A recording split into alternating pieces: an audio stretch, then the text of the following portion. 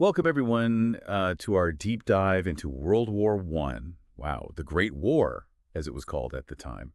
We're going to take a close look at, the major events, the personalities involved, and the lasting impacts this conflict had on the world. And really, our main source here is this great article from history.com. And, I got to say, I'm just fascinated by how seemingly small, isolated events can spiral into such a huge global conflict. It's a question that's really intrigued historians for over a century. World War I is like the ultimate example of how regional tensions can be amplified, by things like fervent nationalism and all these complex webs of alliances, and then just erupt into this worldwide catastrophe. And you're so right, the seeds of this war, they were planted way before, any shots were even fired. Yeah, absolutely. So let's start then with pre-war Europe, specifically the Balkans. I mean, they were often described as a powder keg of political and ethnic tension. So, what was going on there? Could you kind of set the stage for us? So the Balkans, right, it was like this tinderbox within the Austro-Hungarian Empire. You have this vast and diverse entity, right? And they're grappling to maintain control over a region that's just yearning for independence. And then you have Serbia, right, with their own ambitions of creating a larger Slavic state. And they're backed by Russia, who are, a huge power. So you've got this incredibly delicate balance, or well, maybe imbalance is a better word, that just set the stage for disaster. Oh, yeah. And then in 1914, we have this pivotal event, the assassination of Archduke Franz Ferdinand. It was June 28th, 1914. Gavrilo Princip, who was this Serbian nationalist, assassinates Archduke Franz Ferdinand in Sarajevo, Bosnia. He's the heir to the Austro-Hungarian throne. And this assassination, it's like a spark that ignites the whole tinderbox. So Austria-Hungary, understandably, they're outraged. What was their response? Well, they saw it as an opportunity, right, to finally quell this nationalist movement in the Balkans. But before they take, really decisive action, they turn to Germany for support. Okay, and this is where Kaiser Wilhelm II comes in, offering Austria-Hungary what was called a carte blanche, basically an unconditional promise of support. I mean, it seems like a pretty informal agreement to have such huge consequences. What are your thoughts on that? What motivated this? Yeah, the carte blanche, it basically translates to blank check, right? And it's this fascinating example of how, even these informal agreements can have such profound historical impacts. Now, looking back, it was definitely a risky move on Wilhelm II's part. Maybe he was driven by, this desire to assert Germany's power on the world stage, or maybe he just completely miscalculated the potential consequences. But it makes you wonder, right? What might have happened if he had chosen a different path? Yeah, it really makes you think about the weight of those individual decisions in shaping the course of history. Totally. So with Germany's backing, Austria-Hungary issues Serbia an ultimatum. And I'm guessing they kind of knew Serbia would probably reject it, right? Mm-hmm. Oh, yeah, they kind of set them up to fail, right? And so Serbia's rejection, while not completely unexpected, it triggers Austria-Hungary to declare war on Serbia on July 28th, 1914. And then the dominoes start falling, right, one by one. Dominoes, that's a good way to put it.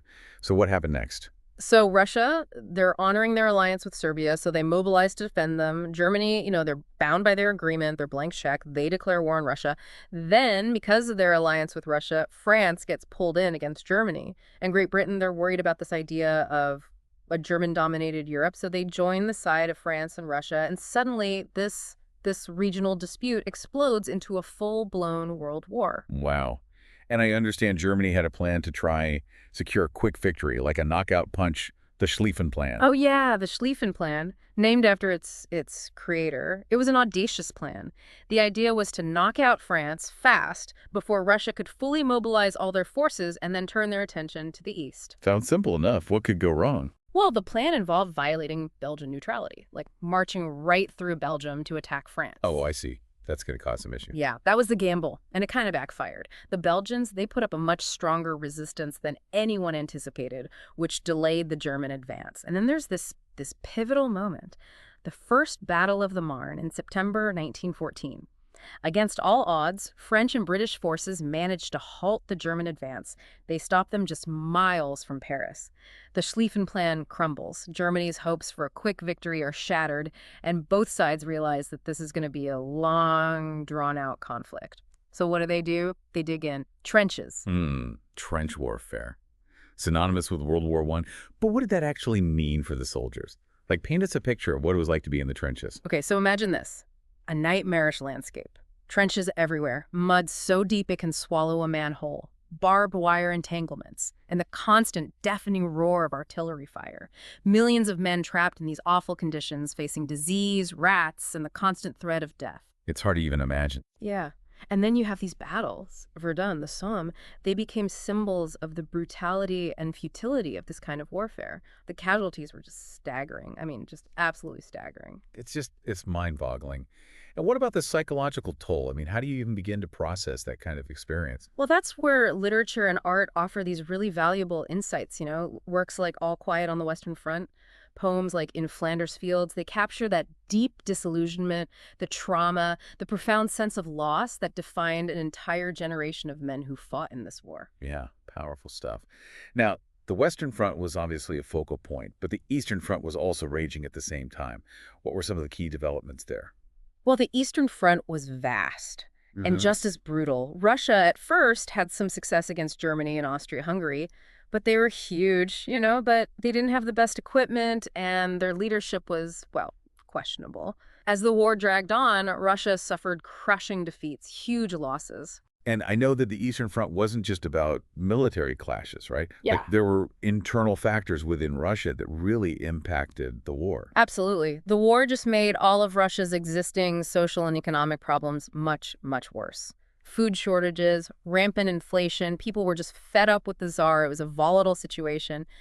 And all of that, those battlefield losses, combined with the internal struggles, it culminated in the Russian Revolution in 1917. And that revolution had huge implications, not just for Russia, but for the entire war. Oh, absolutely. The revolution led to Russia withdrawing from the war, which allowed Germany to shift all those troops to the Western Front.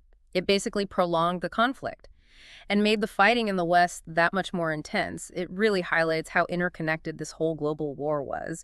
And meanwhile, across the Atlantic, America is watching all of this unfold, and initially, they're trying to stay neutral. Right. So what were the factors that eventually pulled America into the conflict? Well, while the United States initially tried to remain neutral, German aggression at sea started to change public opinion. And then you have the sinking of the Lusitania in 1915 with the loss of American lives. That was a turning point. That's crazy how one event can really shift public opinion like that. Right. It's powerful, like public sentiment, how events, even tragic ones, can completely change a nation's course of action. And then in 1917, after more American ships were sunk, President Woodrow Wilson went to Congress and asked for and received a declaration of war against Germany. The United States enters World War I. And it just adds another layer of complexity to an already incredibly complex global conflict. Wow. So before we get into America's involvement, I want to go back to another significant event that happened earlier, the Gallipoli campaign. It's always seemed like this really daring, maybe even desperate gamble. Can you, shed some light on what happened there and how it connects to the larger war? So yeah, the Gallipoli campaign was launched in 1915. It was a bold move by the Allies, but ultimately it didn't work out. Their goal was to try and knock the Ottoman Empire out of the war. Ambitious. Yeah, they wanted to control the Dardanelles Strait.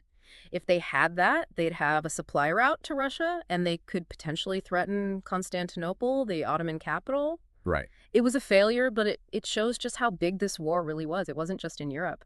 And it also shows how all these different fronts, even if they seem far apart, were actually all connected. And this is where Winston Churchill, right, Yeah. the future prime minister of Britain, he plays a pretty big role, doesn't he? Oh, yeah. Yeah. Churchill, he was First Lord of the Admiralty at the time. He was a big supporter of the Gallipoli campaign. But, when it failed, it led to his resignation. Kind of a setback in his career. But it's a good reminder that even the most brilliant minds can make miscalculations, especially in war. But, Gallipoli was just one part of this huge war that spanned multiple continents, drawing in countries from all over the globe. It's mind-boggling how a conflict that starts in the Balkans could just engulf the entire world like that. And this global expansion also coincided with another, turning point, the emergence of all these new technologies that would completely change the way wars are fought forever. Yeah, it really is amazing when you think about it. World War I was this period of just incredible technological advancements.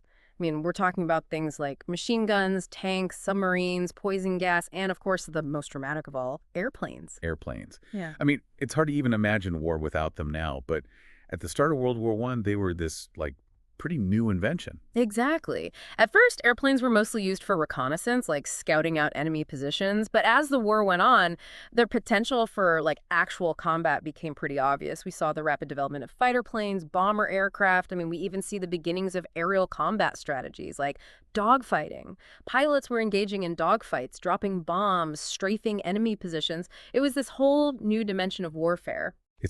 It's wild to think about how quickly all these innovations were happening during the war. Oh, absolutely. And it wasn't just the technology itself, but the human element too, The daring pilots, the incredible risk that they were taking. What were some of the specific airplane models that were really important during this period? Well, so on the Allied side, you had planes like the French Morane-Saulnier L, which was one of the first to have a forward-firing machine gun that was synchronized to fire through the propeller arc. So they wouldn't shoot their own propellers off. Exactly. It was a pretty big deal. And then on the German side, you had the Fokker-Eindecker, which was this really nimble fighter plane that for a while basically ruled the skies. It was this constant back and forth, each side was trying to outdo the other with better technology, better planes. It sounds like something out of a movie, The birth of aerial combat, these daring pilots, these intense dogfights. It must have been pretty thrilling, but also incredibly dangerous. Oh, it definitely was. The life expectancy for a pilot on the Western Front was really short. But even with all the danger and the tragedy, there were these incredible acts of skill and courage. World War I, it wasn't just about technology. It was about a huge shift in the human experience of war. Right. And as all this is happening, America enters the war. Did America's involvement, did that turn the tide of the conflict? Well, it definitely was a significant factor, but the war was far from over. See, Germany, now that they weren't fighting a two-front war anymore, they launched this desperate, all-out offensive in the spring of 1918, and they almost break through the Allied lines, but they were finally stopped at the Second Battle of the Marne. Another Battle of the Marne. Yeah. So why was this second battle so important? Well, it was a turning point. The Allies finally started to gain the upper hand. American reinforcements played a key role in repelling the German attack. And from that point on, the momentum really shifted. German forces, they were exhausted, they were demoralized, they got pushed back on all fronts. The tide had turned. But it wasn't just about manpower and firepower, right? There were other things going on too. And I think we should talk about, the experiences of certain groups within the armies. For example, the Harlem Hellfighters. Their story is one that really needs to be told. Absolutely. The Harlem Hellfighters, they were officially known as the 369th Infantry Regiment. It was an African-American unit, and they served with incredible courage and distinction during the war. They faced so many challenges, not just from the enemy, but also from racism and segregation within the U.S. Army itself. Yeah, it's a reminder that while these soldiers were off fighting for democracy in Europe back home, the fight for equality was still going on. It's true. And despite all that discrimination, the Harlem Hellfighters, they fought bravely and fiercely. They were eventually assigned to fight under French command, because of the prejudice within the U.S. Army. Wow. It's kind of ironic, right? Facing discrimination from their own army, but being embraced and honored by the French. Yeah, it is. And under French command, they actually spent more time on the front lines than any other American unit. They fought with incredible valor and earned the respect of the French. They even received the Croix de Guerre, which is one of France's highest military honors, for their bravery. Their story is it's amazing. It shows their resilience, their courage, their commitment to duty, even when they were facing so much adversity. It's a really powerful story. So the war raged on. Empires crumbled, new technologies emerged, battles were fought and won and lost. But eventually it did end. The guns fell silent. Can you talk about the end of World War I and what happened afterwards? Sure. So by the fall of 1918, the Central Powers were under a lot of pressure. They had suffered heavy losses, resources were dwindling, and there was a lot of unrest back home. It all led to their collapse.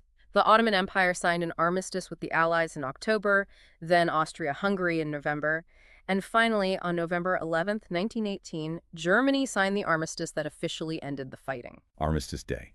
The end of a truly world-changing conflict. Right. But I imagine ending the war was really just the first step.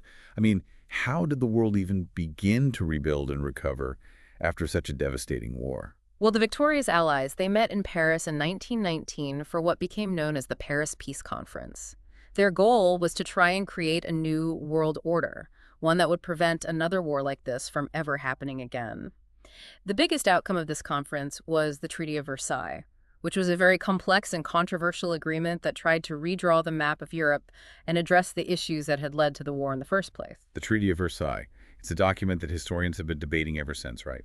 Was it a success, a failure, or somewhere in between? Yeah, it's tough to say. I mean, it did lead to the creation of the League of Nations, which was the first international organization dedicated to preventing future wars through diplomacy and collective security. So there was this sense of optimism, a belief that things could be different this time. That sounds promising, at least in theory. But didn't the treaty also impose some really harsh penalties on Germany? You're right. The treaty basically blamed Germany for the entire war and made them pay a heavy price. They had to give up territory, reduce their military, and pay huge reparations to the Allies. It was understandable, given all the suffering the war had caused, but these terms created this deep resentment and humiliation in Germany. It seems like punishing the loser so harshly could backfire. Did that contribute to future conflicts? A lot of historians believe that the Treaty of Versailles, even though it was intended to prevent future wars, might have actually paved the way for World War II. The burdens that were placed on Germany, both economically and psychologically, fueled a lot of anger, extremism, and ultimately contributed to the rise of Hitler and the Nazi Party. Wow. So the unintended consequences of peacemaking. It's a sobering thought. But let's step back for a second and talk about Germany's role in the war itself. Their use of unrestricted submarine warfare, I mean, that was a major issue. Do you think that was ultimately a strategic blunder that led to their defeat? Well, Germany's unrestricted submarine warfare was definitely controversial, and it was a risky strategy.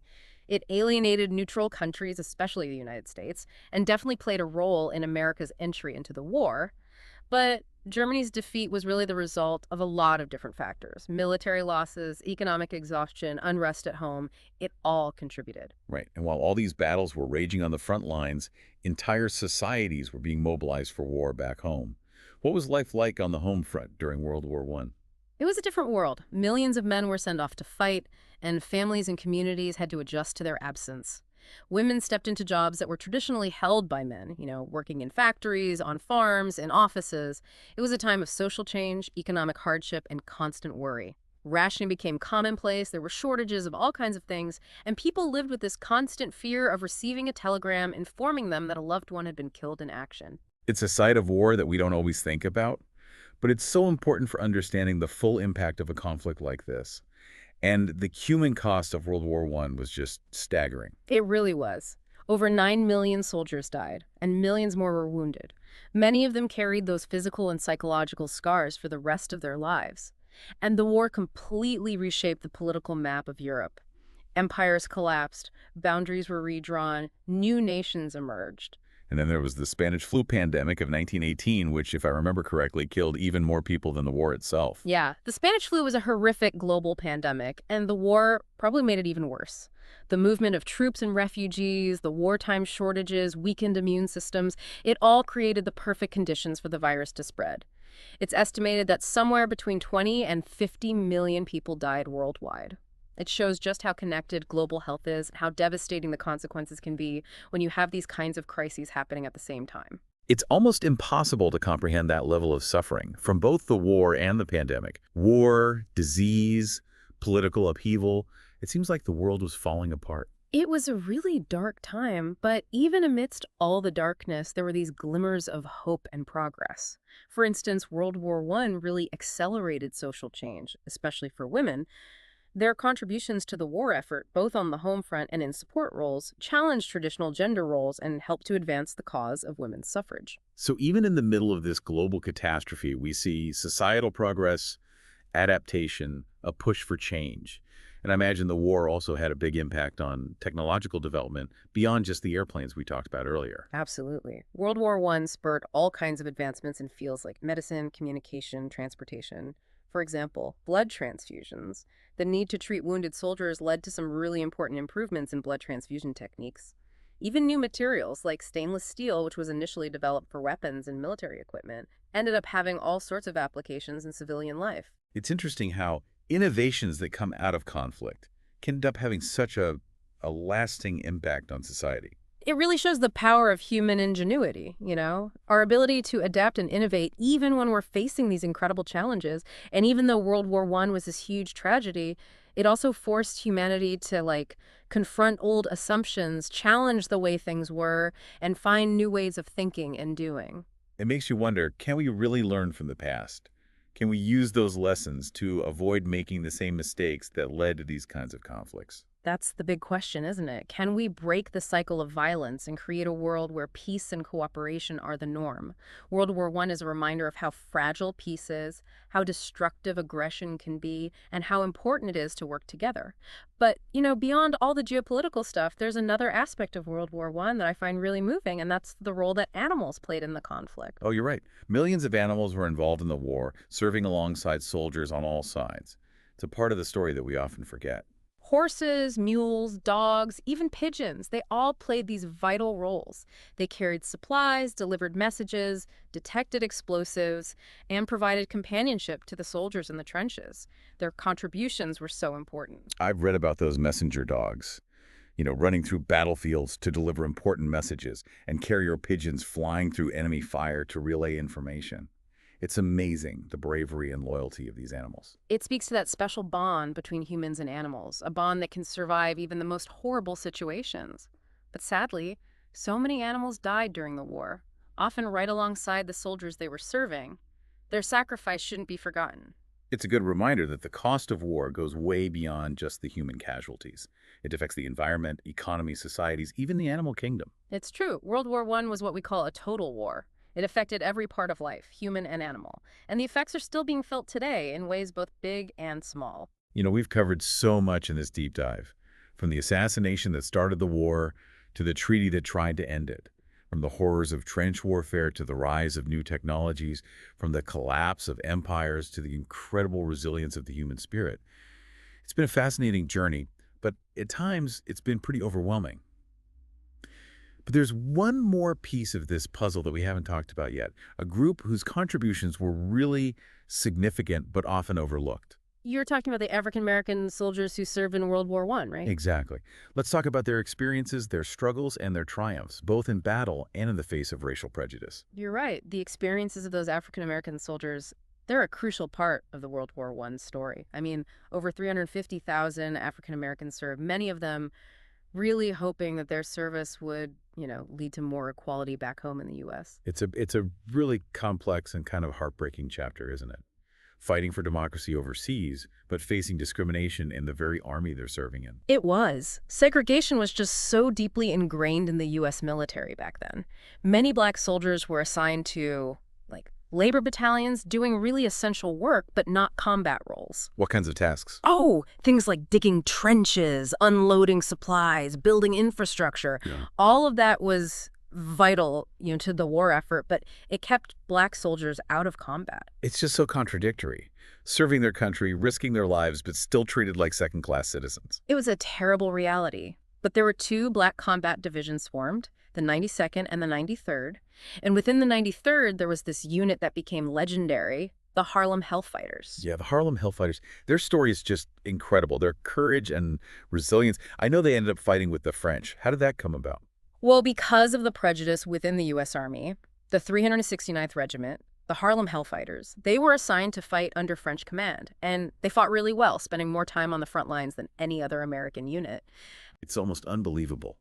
Facing discrimination from their own army, but being embraced and honored by the French. It really is, and it shows how exceptional they were as soldiers. The French recognized their bravery. They awarded them the Croix de Guerre, one of their highest military honors, for what they did in battle. Their experiences in Europe, fighting for democracy in a foreign country, I have to imagine that had a huge impact on their hopes for equality back in the U.S. Oh, for sure. The war changed them. Those black veterans came home determined to fight for the same rights and freedoms they'd fought for overseas. It makes me wonder if World War I, in some ways, kind of planted the seeds for the civil rights movement that would happen decades later. Yeah, it's possible. The war raised expectations, broadened horizons, and definitely fueled that fight for equality on the home front. It's a great example of how historical events can have these ripple effects, impacting social and political movements for generations. Speaking of ripple effects, World War I wasn't just contained to Europe, right? It had global repercussions. We talked about Gallipoli earlier, but what were some of the other impacts felt around the world? Well, one major impact was the collapse of empires. The Austro-Hungarian Empire, the Ottoman Empire, the Russian Empire, the German Empire, they all crumbled under the weight of the war. And that led to the redrawing of maps, the creation of new countries, a whole shift in the global balance of power. A massive restructuring of the world. And what about the economics of it all? The war must have been incredibly expensive. The economic consequences were huge. I mean, the war wrecked economies across Europe, leaving these massive debts and just destroyed industries. It messed up global trade and contributed to worldwide economic instability that lasted for years after the war ended. So the armistice didn't exactly bring about peace and prosperity right away. The world had a lot to deal with in the aftermath. Absolutely. World War I left this legacy of political instability, economic hardship, and social unrest. It took years, decades even, for countries to recover. And the psychological scars of the war, those lasted for generations. You know, this deep dive has been incredibly insightful. We've really explored the causes, the course, and the consequences of World War I. It really was a war that reshaped the world. We've seen how individual decisions, political ambitions, technological advancements all came together to create this global catastrophe. We've talked about the horrors of trench warfare, the rise of air power, the mobilization of entire societies for war, and we've learned about the experiences of those who fought, those who suffered, and those who worked toward a better future afterwards. Out of everything we talked about, what resonated with you the most? I think it's the human stories that have really stuck with me. The soldiers facing these unbelievable conditions, the resilience of people on the home front, the nurses and doctors working tirelessly, the fight for equality even in the midst of this massive war, those are the things that you just don't forget. Yeah, I agree. History is more than just dates and battles. It's about people, their decisions, their victories, their losses, and the impact they leave behind. And it's important to remember that what might seem like small events, like individual choices, can have these huge ripple effects, shaping the course of history in ways we can't even predict. And as time goes on, as we get further away from these events, it's even more important to keep those stories alive, to learn from the past, and work towards a future where these kinds of conflicts don't happen again. That's what makes exploring history so valuable. It gives us insights, makes us think, and hopefully inspires us to create a more peaceful and just world. The echoes of World War I, they're still with us today. It shaped the entire 20th century and still influences the world in so many ways. This deep dive has given me a lot to think about. The scale of the war, the cost in human life, the lessons we've learned, and the ones we're maybe still learning. And I think that's the most valuable thing you can take away from any exploration of history, that sense of wonder, a desire to keep learning, and a commitment to using that knowledge to build a better future. To our listeners, we encourage you to keep exploring the history of World War I. Dive deeper into the stories, the battles, the people who lived through it. And as you do, think about the connections between the past and the present, and how the choices we make today will shape the world of tomorrow. Thanks for joining us on this deep dive. Until next time.